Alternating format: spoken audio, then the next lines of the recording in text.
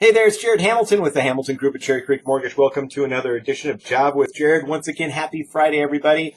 Hope you guys are doing fantastic.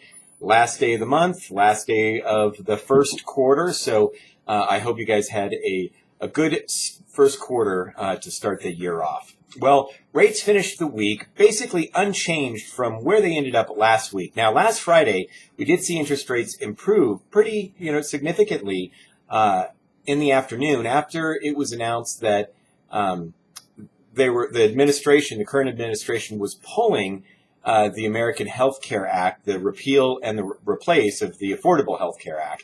And that, as I mentioned last week, that just called into question on how effective is the Trump administration going to maybe necessarily be on their three-tiered agenda of reducing taxes, increased government spending, and decreasing regulation, which is what the stock market had been rallying on previously. So stock market had a little bit of trouble, and mortgage-backed securities ended up benefiting from that. On Monday, we lost some of the ground, but we kind of gained it back throughout the rest of the week. So basically, rates are finishing about unchanged from where they ended last week. And we'll see what will be happening in the months to come, just as now, I guess, the tax reform is going to be on the agenda. And that's going to take quite some time to really work its way through. But that's what the stock market has been really hoping for. So we'll see if they'll be able to get something through, or it's going to be muted to what the stock market was hoping for, and we'll keep you informed. In terms of economic data, we did see the Case-Shiller index come in, and this is for February, so it's a little bit lagging.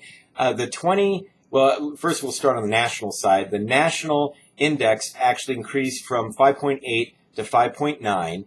The 20-city index actually increased from 5.7 to 5.6 to 5.7. And Denver was once again number 3. Specifically, the month-over-month increase was 0.5%, so 0.5, so half of 1%, and the actual annual year-over-year increase was about 9.2. So we're number 3 behind Seattle and Portland. Once again, it's showing that Denver is one of the hottest real estate markets out there. We all know that because we can experience what's going on here, especially with these very, very, very low inventory numbers. We also did see personal income and spending. That was up, and pending home sales actually showed the second highest number in almost a decade. So that was up about 5.5%, so fairly significantly. And today we did see the Fed's favorite gauge of inflation come in. This is a personal consumption's expenditure. And it showed that inflation is, continuing to be on the rise here.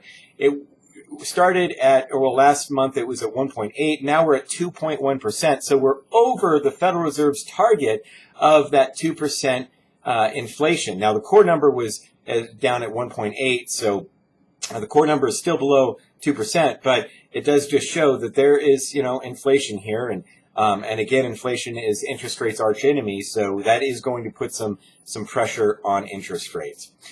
If you have any questions, please feel free to give me a call. Hope you guys have a very wonderful weekend. If you're working this weekend, so are we. Thanks for joining me with Job with Jared, and we'll talk to you soon. All right? Bye-bye.